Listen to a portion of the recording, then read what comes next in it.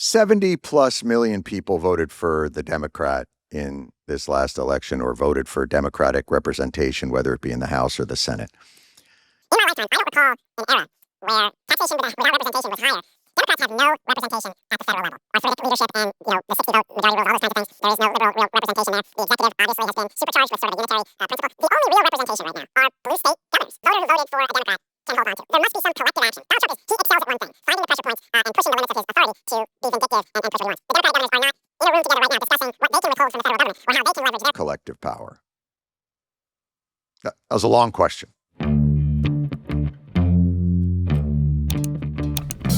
Hello, Mr. and Mrs. America and all the ships at sea. It's the weekly show with Jon Stewart. We're back after our long respite of not doing podcasts. We are back.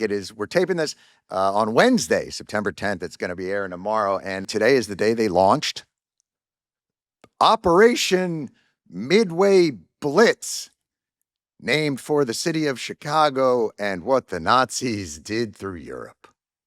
What could go wrong? They'll find out why it's called the Department of War. And by the way, I don't believe that's wins above replacement. But we are fortunate enough today to be speaking with the field general who is tasked with repulsing this military incursion, and that is the governor of the great state of Illinois. He is joining us now from the front lines. Let's go to him now. Governor JB Pritzker. So, ladies and gentlemen, we are obviously, we have a correspondent in the war zone that is now Illinois. It is Governor JB Pritzker. Sir, welcome to the show. Operation Midway Blitz, is it underway in Chicago? Has Chicago fallen? What is this? What the hell is happening? Well, reporting to you from the front lines, yes. ICE is on the ground. We have already seen some arrests. They are not in full force yet. We've only seen, less than 10 detainments, arrests.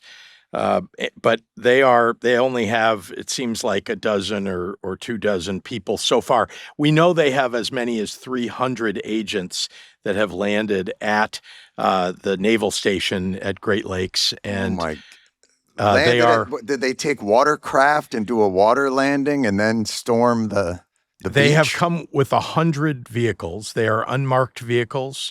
And we know that they are preparing to span all of Chicago.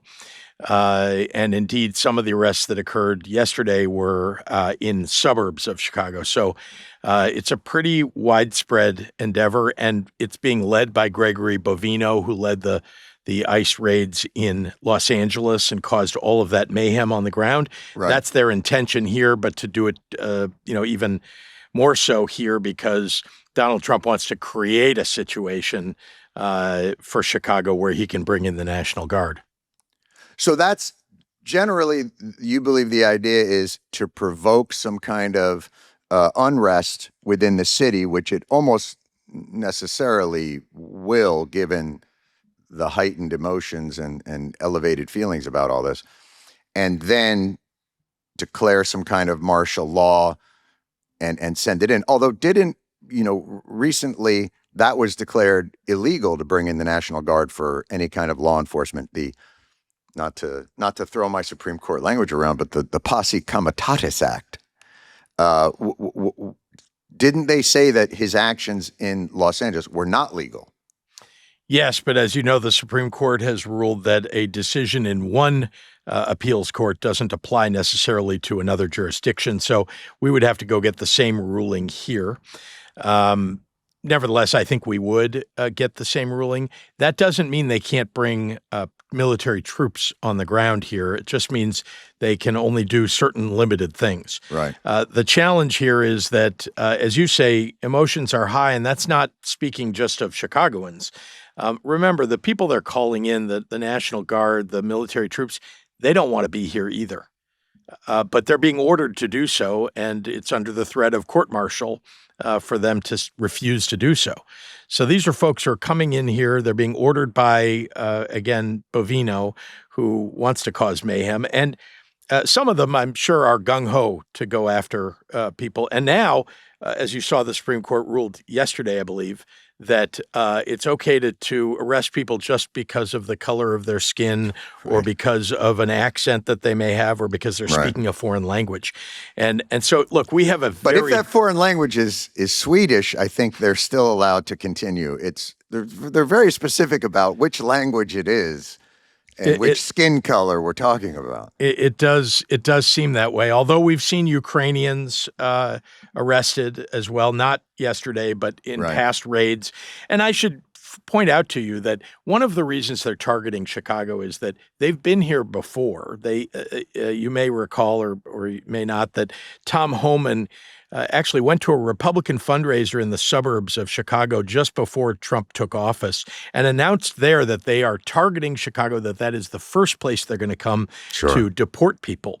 And when he did come, and he came nearly immediately after the inauguration with Dr. Phil in tow. Oh, that was in Chicago. Dr. Phil, the Dr. Phil episode where he wore his flak jacket and went to various raids. That was in Chicago. Dr. Phil, the noted ICE agent, was on patrol with Tom Homan and ICE. They did that, and they yielded very little in those raids. Why? Because we've been educating people on the ground about what their rights are. An administrative warrant does not allow ICE to break down your door. They can knock on your door. You don't have to answer.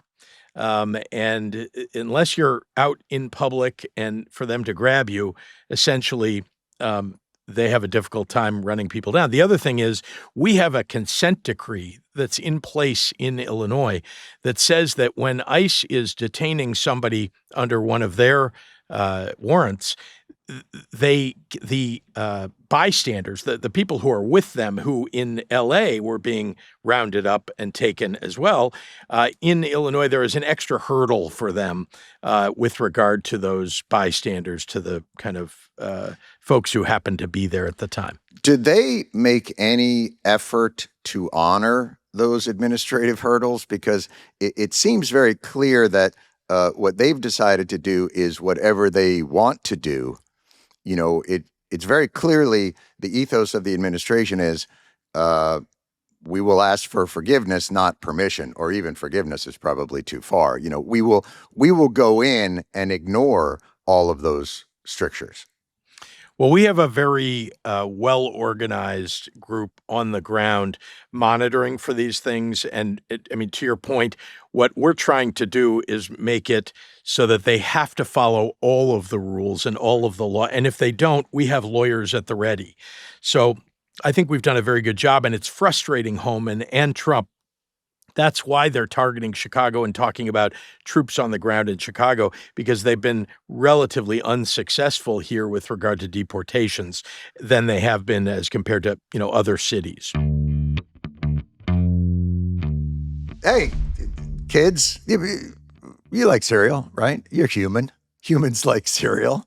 You remember cereal. Popped it in as a kid before school while you're watching the cartoons there and not paying taxes, or let's say in college when you were partaking in a variety of things and ate 4 bowls of it at 3 a.m. Well, now cereal is back, and it's called Magic Spoon. It's cereal for adults, who obviously have the emotional diet needs of a 9-year-old, but the cholesterol concerns of a 50-year-old. It's an unbelievable idea. Each serving's got 13 grams of protein and 0 sugar and only 4 net carbs. We're going to live forever, people. And it's not like it's crappy flavors. It's not like you look at it and go like, sure, I'll have, give me cardboard checks. It's fruity, cocoa, frosted, the adjectives that you demand from a cereal. And you're too busy for a bowl. They get the high protein treats and flavors like marshmallow, dark chocolate. Here's the key. These are plant-based versions of the cereal. Even vegans get to feel a part of something now. And you can find these at Whole Foods. Get $5 off your next order at magicspoon.com/TWS, or look for Magic Spoon on Amazon or at your nearest grocery store. That's magicspoon.com/TWS for $5 off. Treat your inner child or your outer adult or whoever's in charge. Because now it's protein. So let's talk about what this might look like, because what they always suggest is we are out there looking for the worst of the worst, the Tren de Aguas, and very quickly it went from the leader of Tren de Agua to like some 17-year-old valedictorian walking his dog. But if this was about finding people who are dangerous, who are here illegally but have committed crimes, what would a cooperative relationship look like between the federal government and the state of Illinois and the city of Chicago? How would you like an operation like that to unfold? What would be your preferred method for this to happen? Well, let's start by acknowledging that indeed our law enforcement does work with the feds when it comes to arresting actual violent criminals. Right. We do that all the time. This is ongoing. It's ongoing. Ongoing, FBI, DEA, ATF, Okay. even ICE, right, where there is somebody who has committed a violent crime. I mean, that's our job too. Would they bring it to you? So let's say ICE says, so we've done our homework. We know there are 19 people that we have warrants on that we know are in this area. They would bring it to your people and say, help us. Well, you need to differentiate. Anybody who's listening to Donald Trump and Tom Homan needs to know there are two different kinds of warrants. Okay. There's a warrant that's issued by a court, a judicial warrant, which we honor all judicial warrants. If they come with a federally issued judicial warrant for somebody's arrest, we will coordinate with them and help them arrest that person. That's so even different. a so-called sanctuary city honors a judicial warrant. Yeah, and we should talk about what the meaning of sanctuary city is. Jesus. But let's just focus All on right. we want criminals off the streets. We want to prosecute criminals. So we do that all the time, and we do it with the feds.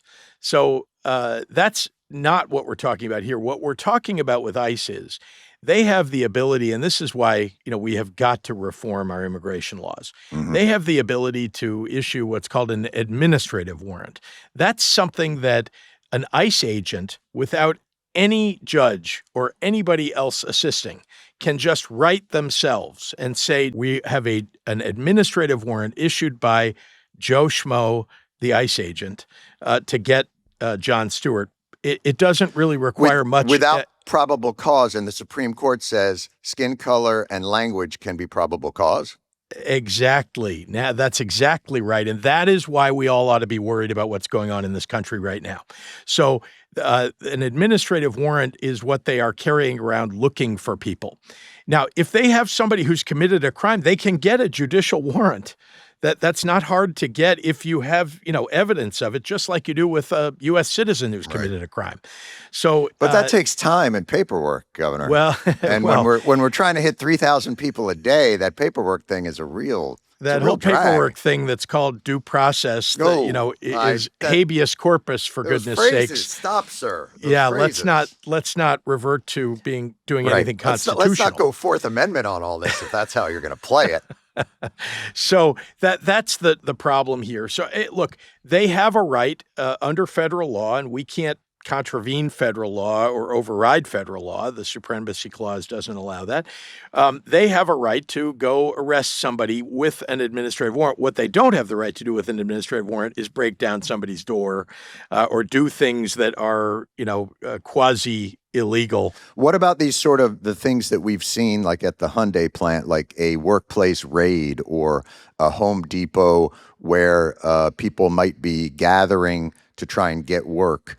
Are those things in sort of a gray area? Administrative warrants. Those are administrative warrants. And indeed, they actually now aren't using administrative warrants. They're just saying you're in the presence of somebody who we have an administrative warrant for, so we're going to arrest you. And they are on the ground. Are they coordinating with any agencies that they're just in there freelancing? There's no coordination. They didn't tell us what day they were arriving. They didn't tell us what day they're going to start operations. They didn't tell us they were going to the Great Lakes Naval Station. We got one call, and that was from this Gregory Bovino. This is the fellow from Customs and Border Patrol, again, that led the LA raids, who called our state police and said, we are going to be preparing and maybe fully prepared by the weekend. That's this last weekend. But other than that, did not say this is when we'll be beginning operations and we'd like your assistance in any way. So we don't know much. Have you experienced this at any other time with any other presidency? And I don't mean in the way that they're doing it, but in terms of coordinating ICE or Homeland Security or those things, how unusual is this? Just so that we can have a sense that, yeah, this is not how things are typically done, or this is how you would do them to create a hostile environment. Well, this is how you would do them to create a hostile environment. Right. And look, I've been governor during, I started during Trump's first term and through Joe Biden's term and now this term. So I have, that experience with two presidents. What I can say is that in the first term, we saw a lot less of this. Mm-hmm. And during Biden's term, we did see some of this, but not nearly like what we're seeing now. Now, would Biden's people coordinate, though? Would they call you and say this is, or would they do kind of the same thing? Is a bit of a rogue agency? They are acting as a rogue agency now, but during Biden's term, we did get a call to say that they're going to be going to these neighborhoods or they have these warrants that are issued. Often they would come with a judicial warrant, I might add. So, did they use administrative warrants in the Biden administration? Yes, they did, and they had the legal right to do that. But again, what the Trump administration has done is they've taken these administrative warrants and essentially told the ICE agents, go to town, guys.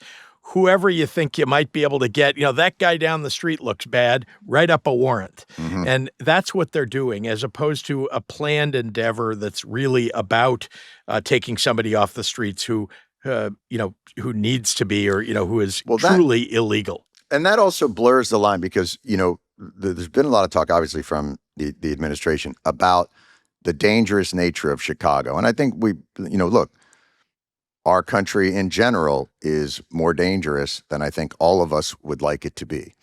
And he's talked a lot about Chicago it's the most dangerous city in the world, and that's why we're going in. But that's very different than immigration enforcement. So what part of that mission creep is occurring right now? Are they also making law and order inroads into Chicago?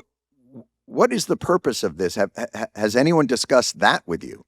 Well, nobody's discussed it with me. Donald Trump simply stands up in front of cameras and says this is about fighting crime. But as you know, the reality is that federal civilian law enforcement, hugely important. We coordinate, all cities, major cities, coordinate with federal civilian law enforcement. And we've been doing this for a long time with the FBI, with the ATF, with DEA. You might have heard that about 50% of all the gun crimes that are committed in the city of Chicago are committed with guns that were purchased in another state. That's right. Often, by the way, and just to point out where we are geographically, if you look at every state that surrounds us, that includes Wisconsin, Indiana, Kentucky, Missouri, Iowa, all of those states have very lax gun laws. And we don't in Illinois. Mm-hmm. We've banned assault weapons, for example. We've banned these items that make your gun an automatic weapon, essentially. Right. That they just legalized, I think, like 3 months ago with the Trump administration. They did it. Not only that, they're giving tax credits for silencers on your gun. Right. But safety first. Safety first. So, quiet in the neighborhood first. Yes, apparently. That's right. That's what it is. But so Indiana is often the place where most of these guns that I'm talking about are coming from. And are these guns undocumented, sir? Are you having an influx of undocumented guns? Could you do your own type of sweeps to get undocumented weapons off the streets? That's a great way to think of it. And yes, I'd love to deport those guns Yes, I would from think this so. country, perhaps to the middle of the ocean. Yeah. But what we do is, with regard to all the guns that are coming across the border, is we work with ATF, and we do a lot of gun interdiction and confiscate guns, from people who shouldn't have them. We also, by the way, have universal background checks in the state of Illinois. They don't have that in any of the surrounding states or in the country, but we need one. So this is a challenge that we've got, that Donald Trump likes to think that the military and ICE, which ICE apparently is becoming his new militia for his personal use. But when you combine his thinking about military troops and ICE, he thinks that's fighting crime. We know that that's not how you fight crime. Listen, our National Guard, and I want to talk about the Illinois National Guard, and we can talk about others. And he's not, by the way, he's not using the Illinois National Guard to come into Chicago, or doesn't want to. He's bringing in from other states. We don't know. We don't know because he hasn't called up. As far as we know, we've heard rumors that he's calling up the Texas National Guard to bring them, which is, a double offense because it was Texas that sent us the tens of thousands of migrants, simply to make a point, and gave us no resources and so on. But and anyway, we could talk about Texas all day. But let me just say that about our National Guard, and I think it's important to recognize this. These folks are extremely well trained. I think we have the best trained National Guard in the country in Illinois, and they do serve abroad defending our country. And they also are helping us when I need to call them up in emergencies. During COVID, they helped us out with vaccinations. We've had floods in the state. We need them to help with sandbags and to, evacuate people. So they do amazing work. They are not trained to do law enforcement. We have a small cadre of about 250 military police who are better trained at crowd control and other things that are related to law enforcement, but really not the same as local law enforcement or Illinois State Police. So that's the problem. The first problem I would point out about calling up military troops to come into a city as if that's going to fight crime. Obviously, if there's an insurrection or, some other emergency, you're going to need troops. Or if they wanted to declare some kind of emergency based on whatever hyperbole they wanted to use. And that's the point, right? Yeah. So but I'm just pointing out that if you really want to fight crime, and I've asked for this, I've been very public about it, please send us more ATF agents, send us more FBI. And I've talked to those agencies, the folks that are on the ground here. They'd love to have more agents here to help them, and I would too. So please do that. Do not send military. Let me tell you, folks, this one. So today's episode is sponsored by Incogni. I get so annoyed at big tech and the way that they take your information and the way that they profit. Do you know thousands of companies are collecting, aggregating, trading your personal data without asking or having the decency to let you know that they're doing it or giving you any money for it? For God's sakes, you've got the right to request data brokers delete your information, but it would take you years to do it manually. They don't make it easy, and you got shit to do, I would assume. So Incogni does all this work for you automatically. An unlimited plan and custom removals feature. You can reach out to Incogni's privacy agents, and they will help remove your personal information. I'm telling you, man, you subscribe to some free newsletter, and then right after you start receiving all kinds of spam from a bunch of knuckleheads, and then they offer you millions of dollars and just say like, did you know you better call us today or you're going to get charged $199? That one got me last week. But don't let that be you. Protect your data and privacy with Incogni's custom removals feature in their unlimited plan and family unlimited plan. You can point to any website where your personal information is visible, and one of their privacy agents will take care of the rest for you. Take your personal data back with Incogni. Go to incogni.com/Stewart and use code Stewart to get 60% off an annual plan. Incogni.com/Stewart and use code Stewart to get 60% off your annual plan. Take your personal data off the market today. So here's where it gets, Governor, here's where it gets really, it belies whatever motivation the Trump administration says they're trying to do. So I think everybody understands, God bless this president for understanding now that cities can use more resources to fight crime. But perhaps these are not the best resources, is what you're saying, or the best way for them to do it. And I want to point out that crime is a complicated issue. It's not just about having tanks on the corner. There's a lot of programs, and I'm sure Chicago has a ton of these, for violence reduction, victim services, child protection, substance use, mental health treatments.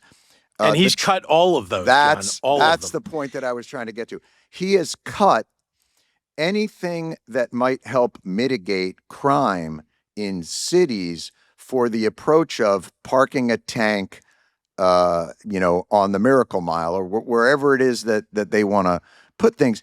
And I'll go even further. I think for the new budget, they're cutting ATF Exactly. by, I think, 30%. So try and square that circle for us as to how crime is fought in cities, how poverty is fought in cities, how resources can help, and how they're actually not concerned with law and order.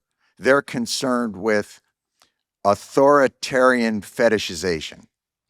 Well, let's debunk the myth that we have somehow defunded police. It's Donald Trump that's defunded police. I've hired more police in Illinois. Donald Trump has taken all this money away, and not just from police, and including, by the way, programs for local law enforcement, but as you said, ATF, FBI, et cetera. Grants that were already appropriated, by the way. Exactly. It's illegal what he's done, but Right. He doesn't care, and he wants to create a problem. Remember, this is all about fomenting a problem so that he can bring militarization to our cities.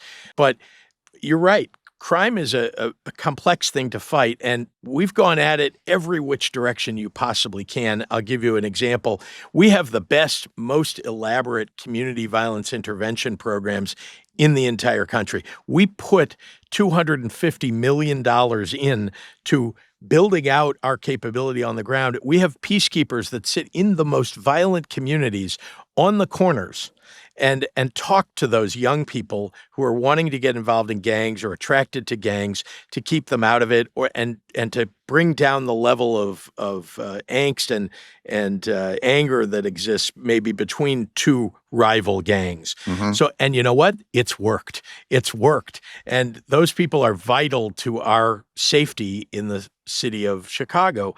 And I, when I came into office, the guy who preceded me was a Republican. He defunded all these programs. Is it they believe that those programs have no efficacy? Yes. They think if you just have more police, that's enough. I think you need police, but just to be clear, when I dial 911, I want somebody to come because there's an emergency.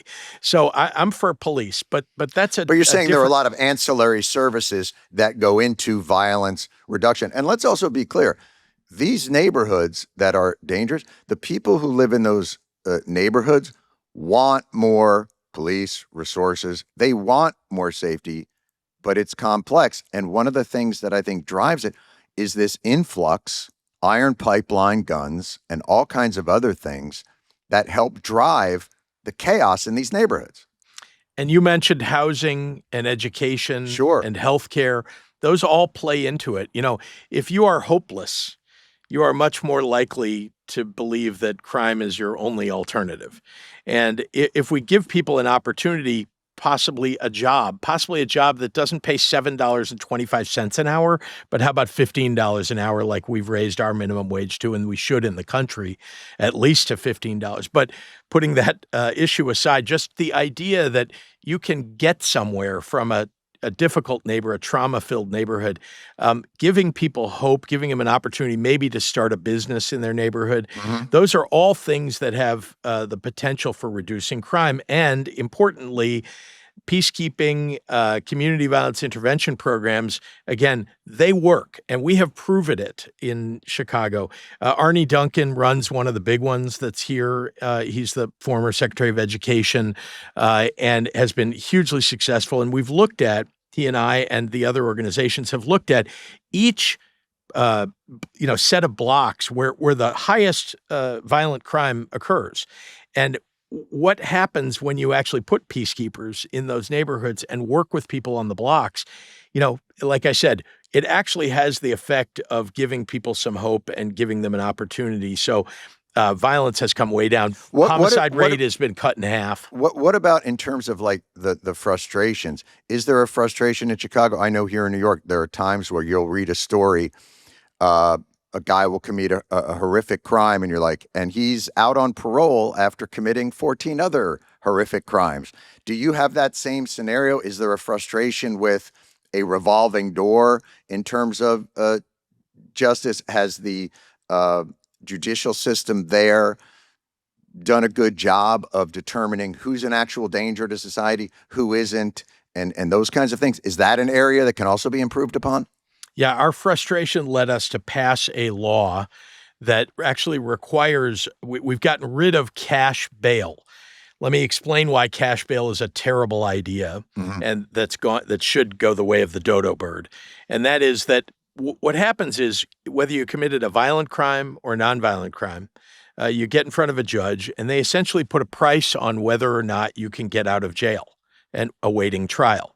Well, guess what? The worst of the worst, the people who have allegedly committed really terrible violent crimes, can buy their way out if they happen to have enough money.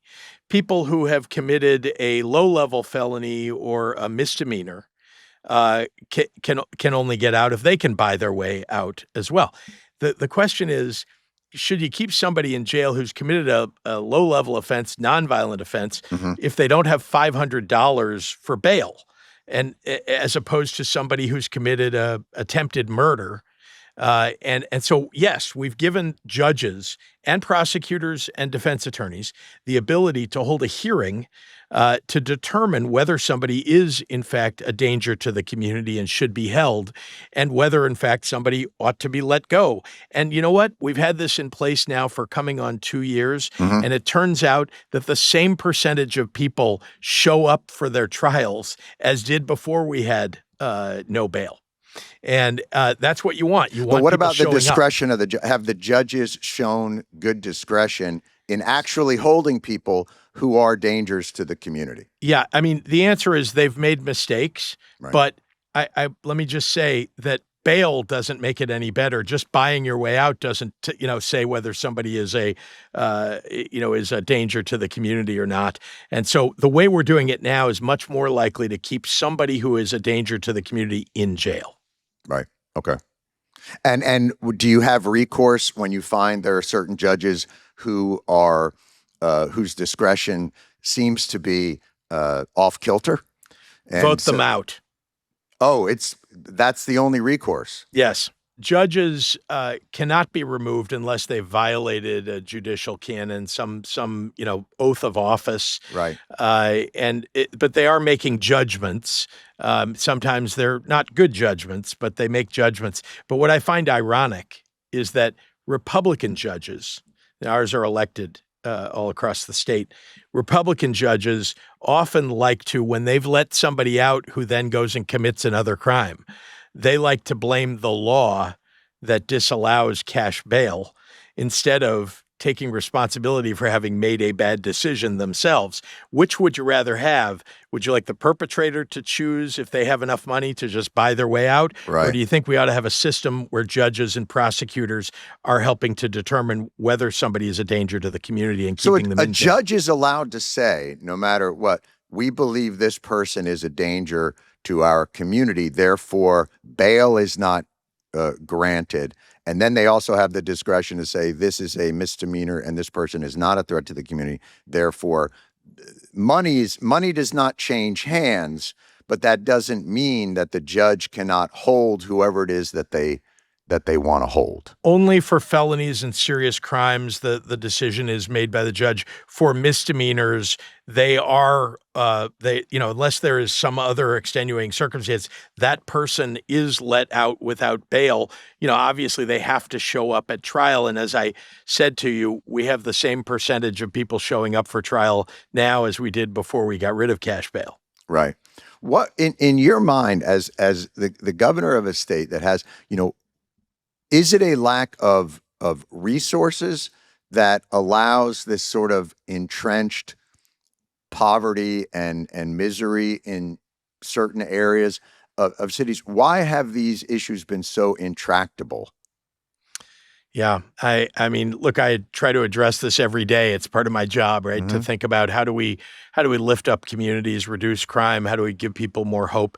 And I would argue to you that there has been massive disinvestment from certain communities, especially in Chicago, but I would say all across the state of Illinois, and I guess we could apply that nationally. The disinvestment means that the dollars have flowed instead to the most powerful communities, to the most powerful people, and away from people who don't have much political power at all. And I'll give you an example of something that I've worked on over the course of my lifetime. Uh, Early childhood education. Let me explain how this is related. Uh, uh, you know, the children who need preschool and who need 0 to 3 services Mhm. are the children who are in the poorest communities whose parents are the poorest people. And all that's probably funded by their property taxes. And if you're in a place where property taxes are, negligible because properties aren't worth a lot, I imagine that snowballs. Well, unless it's funded by the state or by the federal government, as you're pointing out, when it's not, and that's disinvestment, and there's nothing in the community to support it, then yes, there are no services. Right. So the point is that the investment that needs to be made, we know that when you give those kids early childhood education, when you provide them with early childhood development resources and their parents, those kids are much more likely to end up graduating from high school, much more likely. You're talking about Head Start and programs like that. Yes, and we have all kinds of programs on top of Head Start that are hugely beneficial. And so we've invested in those things in Illinois. And again, you talked about how complex it is to fight crime. But guess what? Someone who goes to preschool is much less likely to end up in prison during the course of their life. And they've done longitudinal studies over 40 years to determine these things. So it's not like we're guessing. So I just think that, as you were suggesting earlier, when you talk about education, housing, these are really about fighting crime too. They're also about being humane and, being the wealthiest country in the Sure. world, and the ability for us Helping to families stay together, the kind of things that provide stability. Indeed. And that's the country I want to live in, where everybody has an opportunity. I'm not suggesting everybody gets a huge handout and gets to live free, on everything. It's just everybody ought to have a reasonably similar starting line, at least when you're born, and given the same opportunities to grow up, have a decent education, and be able to, look at a potential job and aim for it and get it. So that's a world that we're far from right now, and especially when we're moving backward under this administration. Have you been surfing the web recently? And you've been on some sites and you think, oh, well, let me just go on the private, let me just go, oh, you know what I'll do? I'll do a little private window there and the thing. That works. This episode's sponsored by Surfshark, a modern VPN with the user in mind. For the non-tech bros out there, you might be asking, what the heck is a VPN there? Surfshark is a VPN that encrypts all data sent via the internet. It protects your passwords, private messages, photos, videos. Oh boy. And other sensitive data from prying eyes. Surfshark bypasses geo-blocking online, which can help you overcome location-based price discrimination on plane tickets. Yeah, did you know that was a thing? Location-based price discrimination. Bastards. Or it can help you gain access to other countries' Netflix libraries just by connecting you to a server in the right country. One subscription allows you to run Surfshark on an unlimited number of devices. And they don't keep your data. So go to surfshark.com/Stewart. Use code Stewart at checkout to get 4 extra months of Surfshark VPN. That's surfshark.com/Stewart to get 4 extra months of the VPN. Well, that's the thing, Governor, when we look at these funding cuts that are being made, these grants that are being taken away, they disproportionately affect blue cities, blue states. There's clearly a vindictiveness about the way that this administration is approaching funding commitments, whatever their priorities are. you see the National Guard goes into Los Angeles. They defund a lot of programs for Chicago. He's always talking about his kind of nemesis, and they're always blue states and blue cities.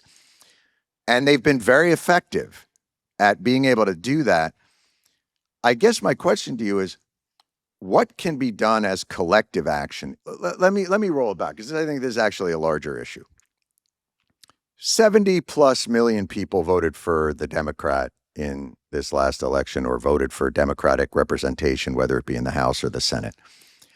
In my lifetime, I don't recall an era where taxation without representation was higher. Democrats have no representation at the federal level. House Democrats are neutered. They don't control any committees. Senate Democrats are neutered, hindered by arthritic leadership and, the 60 vote majority rules, all those kinds of things. The Supreme Court, very clearly, there is no liberal real representation there. The executive obviously has been supercharged with sort of a unitary principle. The only real representation right now that Democrats can look to are blue state governors. You're kind of carrying the mantle for anything that a voter who voted for a Democrat can hold on to. And it feels like there must be some collective action that can be taken by these blue state governors to find ways to leverage their strength and power against a vindictive federal government. Donald Trump he excels at one thing, finding the pressure points and pushing the limits of his authority to be vindictive and push what he wants. Why is it that the Democratic governors are not in a room together right now discussing what they can withhold from the federal government or how they can leverage their collective power? Well, that was a long question. But let's start with. I wish you'd have this conversation with some of my Democratic colleagues who are governors across the country. I know you have one or two. Yeah. Because I believe, for example, at the moment that Democratic governors should be standing up and speaking out, fighting forcefully, rhetorically. Because but not individually. Like Newsom is out there. He's got a great social media strategy. It's really funny. I think it's effective. Shapiro kind of stays out of the way, Bashir a little bit as well. But there's no one voice. I understand what you're saying, and I mean, I can't speak to why others haven't joined the fight. See, this is what I would argue. I know what you're saying, like, why don't we have a council and, act, as one? And I would argue that it's because there seems to be a difference of opinion. I'm on team fight. I believe that we all ought to be standing up right now. This is about preserving our democracy, and we should talk about the issues that really matter to voters. Democracy matters to some portion of voters, but we need to talk about the rest. Anyway, let's put that aside just for a moment. Yeah. On democracy, that is a point that we all should be gathering around. I'm even talking just about funding. So let's say somebody, if he's taken away all the appropriation, what he does is, how many times has he threatened Illinois with the removal of federal funding? Look what he just did at Northwestern University. Yes. And we've had to take him to court consistently. I think we've had 38 cases that we've had to take to court just about what you just described. Appropriations were made by the Congress that were signed into law, and he's just not abiding by the law. And so that's where we have been fighting him. When you talk to your fellow government, when there is a Democratic council. Yes. When you say, can someone bring up can we withhold funds? What can we use to protect ourselves? We do share that information. I created an organization of governors who are focused on preserving democracy. We have a group of attorneys general that work with the governors because, those are our lawyers. Those are the guys going to court. The courts, by the way, vitally important in this moment. If they fail, our democracy is going to fail. But our attorneys general and the courts are what we have to rely upon for a lot of what we're doing at the moment. There isn't, remember, like I've got ICE agents coming on the ground. There's almost nothing I can do except monitor them. And I've told the people of Chicago, pull out your iPhone, your Android phone, video absolutely everything you see with an ICE agent involved. And of course, knowing the rights of, people on the ground knowing their rights. But what about withholding federal monies that you're going to be sending upstream to get distributed to red states? What are the levers of coercion? You're being coerced and extorted. Yeah. In all kinds of different ways, whether it be education, whether it be social programs, whether but we don't collect a lot of revenue for the federal government. They collect their own. So there isn't a lot that we can withhold. And so it's frustrating. Believe me, it's frustrating. And that's why I think we all have to focus on the 2026 congressional elections. I wish I could tell you that there is some other method. And believe me, I talk to governors all the time. I mean, I am friends with all of the Democratic governors. We talk all of the time. Whether it's Gavin Newsom or Gretchen Whitmer or Andy Beshear, Tony Evers, Tim Walz, and Gretchen and Andy, we are the Midwestern Democratic governors. We talk all the time because we share a lot in common, and especially the protection of our Great Lakes, which Donald Trump doesn't care a whit about. But that is, FYI, 80% of the country's fresh water. 80%. Jesus. Yeah. And so if there's something that we all ought to be focusing on protecting, right, that's one of the big ones. Donald Trump doesn't give a damn. Right. But anyway, but the Democratic governors, Maura Healey and so on, I mean, we talk all the time. There are slightly differences of opinion, maybe not so slight, about how hard you should be fighting. And I personally believe now is when you got to put it all on the line. I mean, I helped to build I led the building of a Holocaust museum. And what the survivors taught me is that, what they like to teach young children who come to the museum is to ask yourself about what your values are. And I would say this to all Democratic elected officials right now. What are your values? I mean, are you in this moment, are you a collaborator? Are you a bystander? Just letting things happen? Are you a rescuer, an upstander?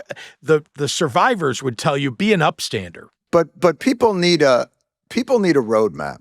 It's because I've heard a lot of this, and Ken Martin says this a lot from the Democratic Party. We fight, and we need to raise our voices. And I think a lot of people are going like, okay, what exactly does that mean? And is there why don't the blue states file a class action lawsuit? Why don't We do. We do. So we do. Our attorneys general, that Right. happens a lot with our lawyers, right? The attorneys general actually do a lot of, Democratic attorneys general do a lot of work together. They file suits together. They Right. join together. So that is happening. Any promising out of the box ideas that you've heard? There are no new, crazy new ideas that I've heard. There's, protecting our university. I mean, all these things. That's why, and I think we've all discovered here, let me just differentiate, because you said you've never seen it like this. I just want to say, if you look, here's what's different about this moment. There have been times in the past, Obama had, both houses of Congress that were Democratic. Mm-hmm. That's happened in the past where it's all one party controlling Washington. The difference is that what is happening now is there used to be moderate Republicans. There used to be Republicans who were independent, who actually did something different than what the president would want. The Republicans have completely abdicated any independence.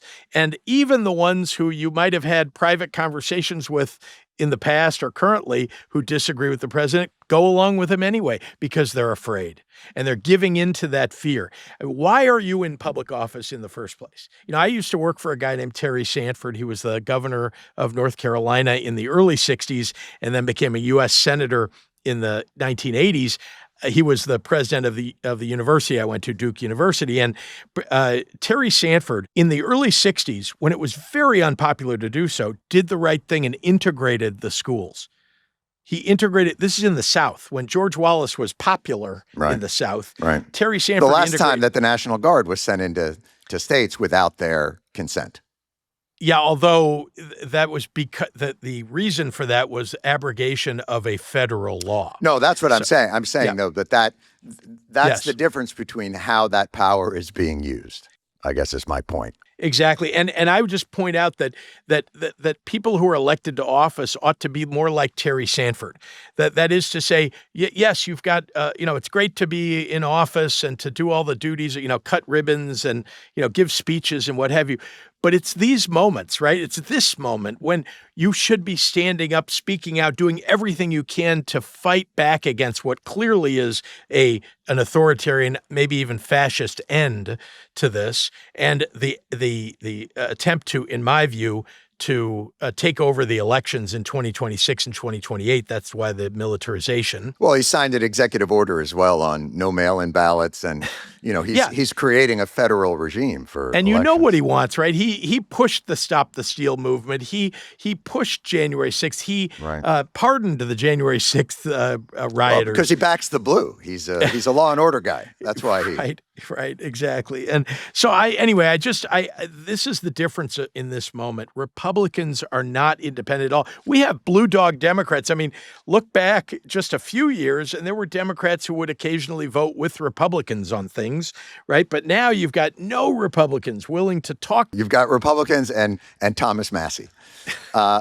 Is any of the difficulty in coordinating have to do with, and maybe this is an uncomfortable question to even ask, but a lot of Democratic governors have presidential aspirations. I think a lot of people think whoever is the next in line for controlling the Democratic Party, it's not coming from Washington. It's probably going to be coming from the states. And are the competing interests of people who have aspirations, including yourself, for national office, is that preventing collective action because of individual ambition?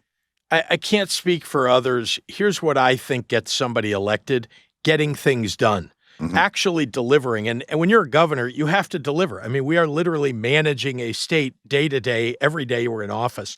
And so raising the minimum wage is something that I fought for and succeeded at. I got a massive infrastructure bill passed before the Congress ever got around to it because we needed it, and Congress wasn't acting at the time. And so I got that done. Protecting workers with a workers' rights amendment. I mean, these are all things that. But I'm saying in terms of, so there's a slightly different mandate here for the governors because they're carrying the burden and the mantle of sort of the last vestige of power invested in Democrats in this country. It's not just anymore about running your states and getting those things done. It's about creating a kind of bulwark against, it's the only thing other than a few district courts standing in the way. Yeah. So I'll give you an example. Again, Yeah. Look, we have certain powers, and I am exercising those powers. Here's an example. Right. We have created a sanctuary here for people who are looking to exercise their reproductive rights. All around me, Missouri, Indiana, Iowa, et cetera, Kentucky, right? They've made it hard for people or impossible for someone to get an abortion. In Illinois, we are not only allowing them to come into Illinois and creating resources that are available to them, but also we are protecting them once they get here from being prosecuted in their home state, whether you're a healthcare provider who does abortions or someone who actually needs an abortion. And that's something I can do that pushes back on what Donald Trump and the Republicans have tried to do in Washington. Right. I can't do everything. I mean, it is just true. I can't stop ICE from doing the things that they're doing that I don't like. But we're doing the things that we can think of. And I'm always looking for new ideas. And that is why you are right, why Democrats and Democratic governors need to and are talking to one another and sharing ideas. We did this. Good news. We figured out how to do this, many of us, during COVID, because we needed each other. Right. That collective action. And also in the face of uncertainty, right? I needed to call up Gretchen Whitmer. I needed to call up Andy Beshear and say, hey, what are you doing about this problem? Is it okay for high school football to be played? What are your doctors saying? How are you handling that? Just examples like that. We all had to talk to one another, and they were about things that really mattered in our states. And so those relationships, Tim Walz, Tony Evers, Gretchen Whitmer, Andy Beshear, they have been here, all of us together, for nearly our entire 2 terms. And so we, at least speaking of the Midwest, we do talk to one another and we do coordinate with one another and we agree on so many things. I'm not suggesting that we don't get along with Gavin Newsom or with Maura Healey. I'm only suggesting that Democrats do talk to one another, and I have talked to Gavin Newsom when he has had a good idea there that I'm like, hey, is that something we should do? Or where he has talked to me about, what are you doing about this issue? So those conversations occur, but it's very hard to create a council to move in some direction because we control our individual states. One last thing on that point, I just want to say, I'm frustrated. Once again, I'm frustrated by the fact that, and I'm not just talking about governors now, Democrats have not stood up for the fight in a way that I think they should. Well, there's no real lead. I mean, when you look in Washington, there really is a dearth and a vacuum of leadership and ideas. It's, at first it was worrisome. Now it feels pathetic. I don't disagree with you, and I'm screaming every day, and reasoning with people too every day about this. All I can say is it's moving in the right direction. The good news is kind of moving in the right direction. It's just moving at about 15 miles an hour, and it could be going at 100 miles an hour. So I'm frustrated. Here's the next thing that I think we all should be paying attention to. Are they going to shut down the government or not? Are Democrats simply going to go along with the big, beautiful bill and the budget that's associated?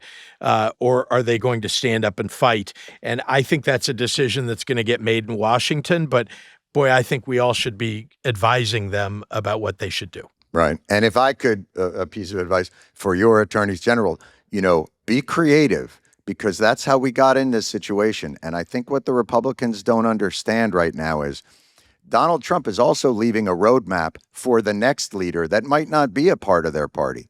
That's right. And that, the government doesn't only spend money on things blue states want. They spend them on things that red states want as well. And if you think if the new normal is vindictiveness and unitary power and a Supreme Court that allows the executive this kind of a leeway, don't think it won't be used the other way. Exactly.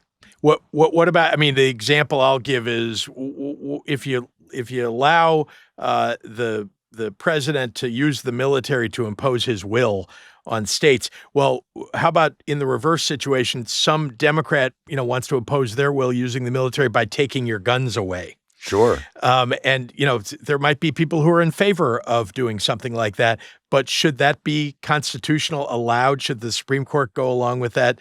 No, none of us should be okay with that sort of thing. But if the Fourth Amendment means nothing, why does the Second Amendment need something? That's really where we're at in this. They're picking and choosing their constitutional poison. The Supreme Court especially, because we can have bad guys who get elected to office, but the Supreme Court at the end of the day is supposed to be the arbiter of actually what's constitutional and what should be allowed. Right. Well, Governor, I appreciate you spending the time. We wish you the best. Chicago, man, we were there for the convention. What a wonderful place. I've been there many times, had some really memorable nights there that I will not talk about, but it's great. And I wish you guys the best. And I hope things don't escalate in the ways that you don't want. And I hope that the other governors take seriously the idea of creative collective action, because it's so necessary. I'm with you. Thanks so much for having me on. Thank you, Governor Pritzker. Talk to you soon. Hey, everybody. I know most of you are probably just fast forwarding through the pod to get to these ad reads because they are delightful and you love them. And today's episode is brought to you by Ground News. If you didn't fast forward through the podcast to get to the Ground News, then you don't know what you're talking about. Ground News is this website, and it's an app. and they're on a mission. They're giving readers an easier, more data-driven way to read the news. So they, unlike the way that I read in a completely discombobulated fashion, they will organize articles from around the world by story and provide breakdowns of political bias to help you understand what you're reading. And we all know most of the headlines out there designed to provoke what we like to call fear and anger. You got to get the reptile brain engaged. You got to get the clicks, my brothers. Well, rest assured, Ground News is the response to that. Prioritizing media literacy, helping readers sort through the noise, get to the heart of the news. It is a great resource to get clear information and help you form your own, oh, God bless them, independent opinions. What the? So no more blaming your bad opinions on me or being ill-informed. Go to groundnews.com/Stewart. Subscribe for 40% off the unlimited access Vantage subscription. That brings the price down to about $5 a month. Well worth it. That's groundnews.com/Stewart or scan the QR code on screen.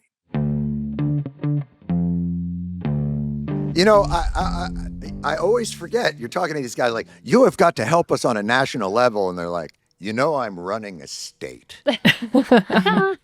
A big one, too. Not one of the Right? small ones. Yeah. Right. It's not one of those guys running those states where they're like, how many people you got? 700,000? Yeah. Like you might be able to walk and chew gum if you're like the governor of Rhode Island, but, you know. Whoa, now. So Oh, shit. very hard to the smaller states, surprisingly tricky. It's the Wyomings and the Idaho where they got all that space. Boy, you could do whatever you want. Land management. That's what that's what I'm talking about. I do wonder how they're going to avoid the kind of provocations that can accelerate these conflicts. Yeah. I mean, the fact that Texas, too, like, sent 50,000 immigrants to Chicago and is now potentially the one sending their National Guard to round up these immigrants. It's like, it just feels like it's like manufactured crises all the way down. It is that, the only thing I would push back on that is Texas really was at the center of a large influx of migrants that put a tremendous strain on their state. They didn't have to be so dickish about it. Yeah. But the truth is they had a point about how And it that get covered that way. and how that stresses the resources of an area. And if you think about even in New York, if you send 40,000 people to New York, it's a city of 10 million people. What that did to every, people were running around like their hair was on fire. The thing that bothers me the most about all of this is it seems so disingenuous. There is no collective, hey, how do we work together to tackle what are actual intractable problems? It's more like, how do I do a performative, outrageous act that elevates my profile? They have no Yeah. interest in addressing the actual underlying problems. Well, And I thought that was really interesting when he said, look at what they're doing with the grants for violence reduction. And the ATF, the proposed budget cuts there. Like, if you were actually interested in solving these problems, we could chip away. We could at least keep funding the ATF of where it is currently. You don't have to cut. I have never understood how they are able to remove the influx of illegal guns and the ease at which people get these incredibly powerful weapons from the idea of, look at what the meals they're making on those terrible tragedies from people who've been killed by undocumented, or what happened in North Carolina Yeah. on that They're train. naming these operations after them. It's Right. Yeah. Yeah. But what about the names of the people killed by illegal? It's as though that doesn't exist. It's a separate universe. You can't say you're for law and order and not address that. I just think about Nathan Dahm in those moments where it is the most important, and that's the end of that conversation. Nathan Dahm, of course, is that state senator from Oklahoma. And I remember saying, like, does requiring training for firearms, make it safer? Yes. But you've removed those requirements. Yes. So you're making us less safe. No. No. Brittany, while we were gone, did people chime in over the break? Do they have things they need to know? Is there We have so many questions for you, oh, but we're going to God's start with just a sakes. couple today. Yeah. two? Two. All right. John, would you say the fusion of Fox News and Trump's presidency is finally Roger Ailes' wet dream come true? Oh, first of all, I don't know if there is a mental image for me that is more disturbing than Roger Ailes' wet dream. Now I have to think about Roger Ailes waking up going, what happened to the bed? What the heck? All right. Did someone spill applesauce? What the hell's going on around here? So that's... I've never wanted to be blasted to the moon, like as much as right now. Thanks, John. I think Fox News and Trump's presidency. I mean, I do think, look, this was their dream to create this thing that would inoculate a Republican president from criticism. I think it's been an incredible tool for de-emphasizing any institution and any institutional knowledge that may have been viewed as corrosive to the Republican experiment. So yes, I would imagine that wherever he is, and I won't look up, but he is coming in his lederhosen or whatever it is that they wear. It's got to be lederhosen. in the place that he finds himself. What else we got? John, what? No, by the way, no one is still listening because as soon as we went into Roger Ailes' wet dream, I think people were just justifiably went, "Yeah, I'm out." Yeah, I crawled That's out enough of of my this. skin. Phone went Yeah, out the window. Yeah. I get that. John. Good segue, Brittany. I'm trying. Yeah. Okay. John, what name do you think bugs Donald Trump more? Jeffrey Epstein, Stormy Daniels, or Barack Hussein Obama? Ooh. So Barack Hussein Obama, I actually think he loves because that's a weapon for him. So he views Barack Hussein Obama as he's got that arsenal in his pocket. He pulls it out whenever he needs it. Something's going. In fact, Barack Hussein Obama is almost like if this was a Harry Potter thing. So like, who's the guy? Voldemort comes in, Jeffrey Epstein, and then Donald Trump, Barack Hussein Obama. Yeah. It's like Deletrius Elapetrius, and gets to throw it. And Stormy Daniels, I think he looks upon as like, you bring up an old girlfriend from high school and you're like, oh yeah. But we're past all that now. Like I wish her well. That was like I 3 wish her well. bazillion news cycles ago. That's right. Yeah. That's right. And he's and what was it? Imagine you have a situation with someone like Stormy Daniels. You do that. Your wife is like, boys will be boys, and your lawyer and your accountant are the ones who go to jail. So I'm sure for him, that's just a dodged. It wasn't even a bullet. It just a small cone. There wasn't even a detour. But Barack Hussein Obama and Jeffrey Epstein, I think, are the two polarities that exist in his life. He's got one that actually presents a little bit of intrigue and danger to him, and then he's got the other that he uses when he's in trouble. Mm-hmm. Yeah. It's like a flare that he sends up. So Yeah. that's where I'd go there. I love that we take all these questions very seriously. I do feel like I think those 3 names, like Barack Obama, Stormy Daniels, Jeffrey Epstein, that's like the most obvious marry, fuck, kill I've ever heard. Yes. There's no question. There's no question of who you're killing in that. Brittany, how can they keep in touch with us? Twitter, we are Weekly Show Pod. Instagram, Threads, TikTok, Blue Sky, we are Weekly Show Podcast. You can like, subscribe, and comment on our YouTube channel with The Weekly Show with Jon Stewart. And I'm very excited to announce our new OnlyFans account, Johnny's Hot Takes. Are we on OnlyFans? Your Yes. wishes come true. We have negative subscribership. Come on, no, baby. I'm bad baby. I'm gonna cash it outside. Very exciting. For legal purposes, I'm kidding. I'm Sorry. deflated. I thought we were in. Well, it's good to be back. It's good to see everybody. Everybody looks well rested and fired up.